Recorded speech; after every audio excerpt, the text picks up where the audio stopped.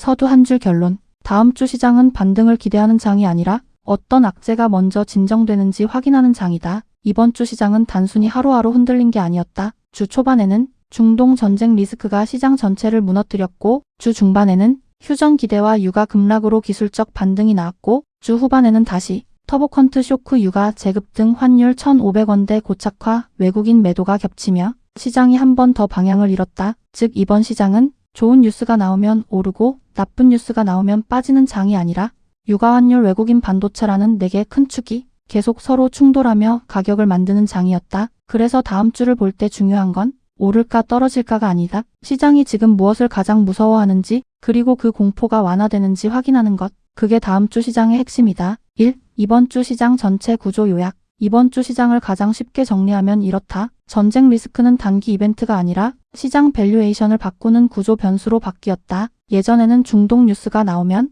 정유주나 해운주 정도만 움직이고 끝나는 경우가 많았다. 그런데 이번 주는 달랐다. 이번 주 시장은 중동 뉴스 하나가 나오면 곧바로 국제유가 급등, 미국 금리 부담 확대, 달러 강세, 원달러 환율 상승, 외국인 자금 이탈, 반도체 대형주 하락, 이 흐름으로 바로 연결됐다. 즉 지금 시장은 전쟁을 단순 뉴스로 보지 않고 기업 실적, 금리, 환율, 수급을 동시에 흔드는 상위 개념의 악재로 반영하고 있다. 이게 가장 중요하다. 왜냐하면 이 구조가 유지되는 한 다음 주 시장도 단순 반등장이 아니라 리스크를 얼마나 더 반영할지 확인하는 장이 되기 때문이다. 2. 이번 주 시장에서 진짜 중요했던 4가지. 유가 지금 시장의 진짜 리모컨. 이번 주 시장을 흔든 핵심은 결국 유가였다. 유가가 올라가면 시장은 단순히 기름값 비싸지네로 반응하지 않는다. 시장 입장에서 유가 상승은 곧 물가 상승 압력, 연준 금리 인하 기대 후퇴, 장기 금리 상승, 달러 강세, 성장주 할인율 확대로 바로 연결된다. 즉 유가가 오르는 순간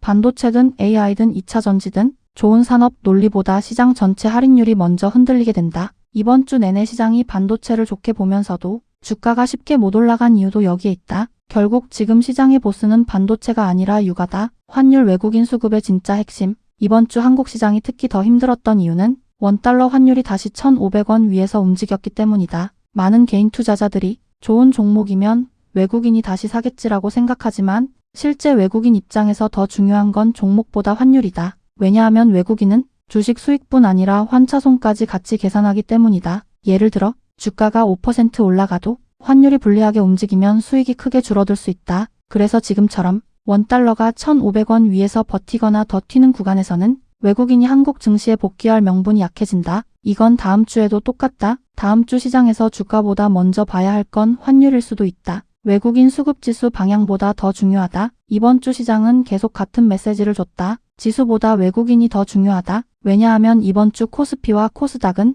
단순히 뉴스에 흔들린 게 아니라 실제로는 외국인이 반도체 대형주를 계속 던지는 구조 위에서 움직였기 때문이다. 특히 삼성전자, SK하이닉스 같은 핵심 종목은 이번 주 내내 시장 체온계 역할을 했다. 즉 지금 시장은 뉴스가 좋아도 외국인이 안 사면 반등이 약하고 뉴스가 나빠도 외국인 매도가 줄면 낙폭이 줄어든다. 이 구조다. 그래서 다음 주에도 가장 중요한 건 코스피가 몇 포인트냐보다 외국인이 계속 한국을 파는 장인지 아니면 매도가 둔화되는 장인지다. 반도체 끝난 게 아니라 해석 싸움 구간. 이번 주 시장의 가장 뜨거운 주제는 단연 반도체였다. 특히 구글 터보컨트 터보캔트 이슈는 시장을 크게 흔들었다. 처음 시장은 이걸 이렇게 해석했다. AI가 메모리를 덜 쓰게 되면 삼성전자, SK하이닉스 수요가 줄어드는 거 아냐? 그래서 주가는 먼저 빠졌다. 하지만 시간이 지나면서 시장은 다시 생각하기 시작했다. 메모리 효율이 좋아지면 AI 서비스 운영 비용이 낮아지고 더 많은 기업이 AI를 도입하고 더 많은 추론 서비스가 생기면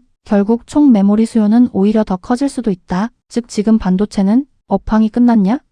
가 아니라 시장이 이 기술 변화를 어떻게 해석할지를 두고 가격이 먼저 흔들리는 구간에 가깝다. 그래서 다음 주 반도체는 펀더멘털 확인보다 수급과 심리의 싸움이 될 가능성이 높다. 3. 지금 시장은 왜 이렇게 어려운가? 지금 장이 어려운 이유는 악재가 많아서가 아니다. 악재들이 서로 연결되기 시작했기 때문이다. 이게 진짜 중요하다. 시장에 악재 하나만 있으면 오히려 대응이 쉽다. 예를 들어 실적만 나쁘면 실적을 보면 되고 금리만 문제면 금리만 보면 되고 전쟁만 문제면 지정학만 보면 된다. 그런데 지금은 다르다. 지금은 중동 리스크 유가 상승 인플레 우려 금리 부담 달러 강세 외국인 이탈 반도체 성장주 하락 이 연결고리가 만들어져 있다. 이 구조에서는 좋은 뉴스 하나가 나와도 위쪽에서 다른 악재가 다시 눌러버릴 수 있다. 그래서 지금 장은 좋은 종목을 찾는 장이기보다 어떤 리스크가 시장 전체를 누르고 있는지 읽는 장에 더 가깝다. 4. 돈이 들어오는 곳 vs 조심해야 할 곳. 다음 주 상대적으로 강할 수 있는 축. 1. 에너지, 원전, 전력, 인프라,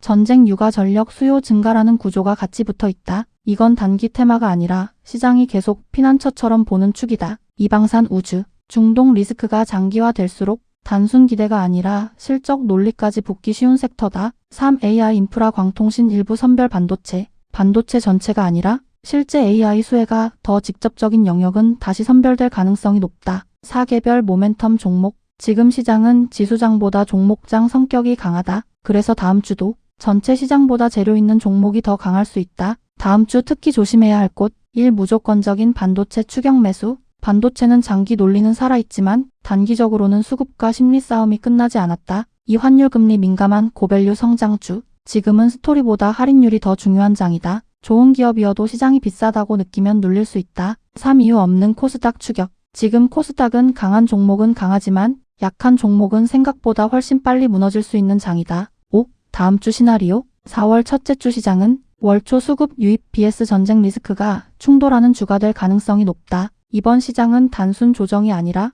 이미 한번 크게 흔들렸다. 그래서 다음 주는 오르냐 내리냐보다 중요한 게 하나다. 이 하락이 진짜 하락 시작인지 아니면 과도한 쇼크 후 안정 과정인지 확인하는 주. 특히 이번 주는 평범하지 않다. 다음 주가 중요한 이유 4가지. 1. 4월 첫째 주 월초 수급 유입 구간. 기관 외국인 자금 재배치 시작. 2. 전쟁 리스크 아직 해소 안 됨. 유가 금리 달러 위험 자산 모두 영향. 3. 환율 1,500원대 고착 외국인 매도 지속. 한국 시장 핵심 압박 요인 유지. 4. 터보컨트 이후 첫 본격 검증 주간. 반도체가 진짜 흔들리는지 확인되는 구간. 결론적으로 다음 주는 방향이 나오는 주가 아니라 시장 체력이 드러나는 주다. 다음 주 7가지 핵심 가설 완성본. 가설. 월요일은 공포 반영 시장 체력 테스트. 월요일은 항상 중요하지만 지금 시장에서는 더 중요하다. 왜냐하면 지금은 뉴스 하나로 방향이 바뀌는 구조다. 전쟁, 육아, 환율, 기술주, 반도체 이 5개가 동시에 시장을 흔들고 있음. 그래서 월요일은 하락이 더 나오는지보다 하락을 얼마나 버티는지가 핵심이다. 흐름 가설,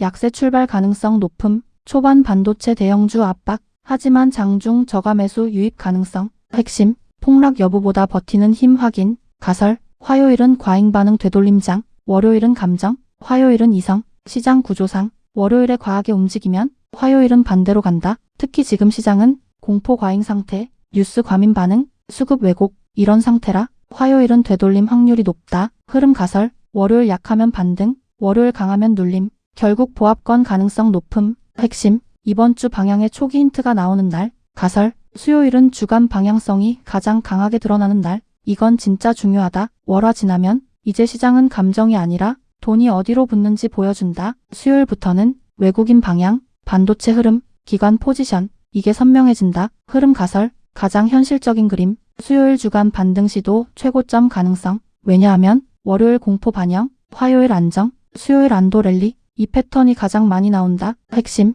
이번 주에서 가장 기회처럼 보이는 날. 가설, 목요일은 반등이 진짜인지 가짜인지 판별되는 날. 여기가 진짜 핵심이다. 옵션 만기가 아니라 피로 누적 수급 검증 구간. 보통 시장은 초반 반등, 중반 확신, 후반 검증 이 구조로 간다. 그래서 목요일은 이 반등이 유지되냐 vs 다시 무너지냐 갈리는 지점. 체크포인트, 삼성전자 하이닉스 유지 여부, 외국인 매도 재확대 여부, 환율 상승 재개 여부. 흐름 가설, 가장 현실적인 그림. 오전 버티는 흐름, 오후 흔들림 가능성. 핵심, 목요일 무너지면 이번 주 반등은 실패. 가설, 금요일은 주말 리스크 선반 영장. 지금 시장에서 금요일은 중요하다. 왜냐하면 전쟁이 주말 동안 터질 수 있기 때문. 그래서 금요일은 이익을 들고 갈지 vs 던질지 싸움. 흐름 가설, 주중 상승 금요일 매도, 주중 약세 금요일 반등. 핵심, 다음 주를 미리 반영하는 날. 가설, 다음 주는 추세장이 아니라 리듬 장세. 이건 진짜 중요하다. 지금 시장은 완전 상승도 아니고